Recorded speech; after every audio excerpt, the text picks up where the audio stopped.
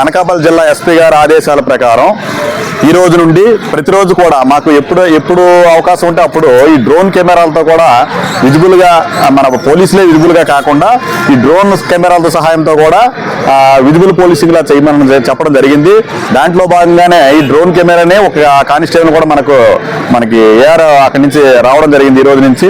అది మాకు అంటే ఏదైతే ఇంపార్టెంట్ ప్లేస్లు ఉంటాయో ఆ ప్లేస్లు కూడా కొన్ని సమస్యాత్మక ప్రదేశాలను గుర్తించాము. అందులో భాగంగానే మన కొత్త వీధి కానీ, శివపురం ఏరియా కానీ, బలిఘట్టం కానీ, పెదబొడ్డేపల్లి ఏరియా కానీ, లేదా ఇటువంటి ఆర్టీసీ కాంప్లెక్స్ రద్దీగా ఉన్న ప్రదేశాలు కానీ ఇవన్నీ కూడా గుర్తించి, ఇవి కాకుండా మరికొన్ని ప్రదేశాల్లో కూడా అంటే ఎవరికి తెలియకుండా ఈ డ్రోన్ సహాయంతో కూడా మనం విజిబుల్గా మేము చేసి దానికి వీడియోలో తీసుకోవడం కానీ, ఫోటోలు తీసుకోవడం కానీ జరుగుతుంది.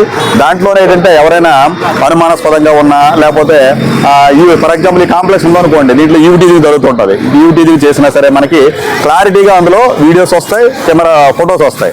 వాటిని మేము మళ్ళీ మనం అనలైజ్ చేసుకొని వాటిని గుర్తించి వాళ్ళని తీసుకొని మేము కౌన్సిలింగ్ చేయడం జరుగుతుంది. అవసరమైతే దానికి తగ్గట్టు చట్టరీత్యా వాళ్ళపై చర్యలు తీసుకోవడం కూడా చేయమని చెప్పడం జరిగింది. దాంట్లో భాగంగా ఈరోజు మనం ఈ డ్రోన్ కెమెరాను ఉపయోగించడం జరుగుతుంది. ఇది ప్రతిరోజు జరుగుతుంది. అది ఎక్కడ జరుగుతుంది ఏంటన్నది మేము చెప్పము. అది ప్రజలు కూడా అంటే ఎవరైతే ఈ యాంటీ సోషల్ ఎలిమెంట్స్ ఉన్నారో వీళ్ళు కూడా తెలుసుకొని కొంచెం జాగ్రత్తగా ఉండడం మంచిది.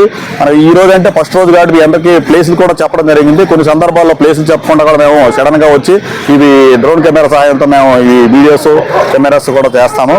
దాంట్లో ఎవరైనా సరే చట్ట వ్యతిరేక పనులు ఎవరైనా చేసినట్టు ఉంటాడు, స్టూడెంట్స్ కానీ, లేకపోతే ఈ గంజాయి తాగడం కానీ, లేకపోతే ప్యాకార్లు కానీ, ఏవైనా ఏదైనా ప్రదేశాల్లో చేసినట్టుంటే మాకు క్లియర్గా తెలుస్తుంది.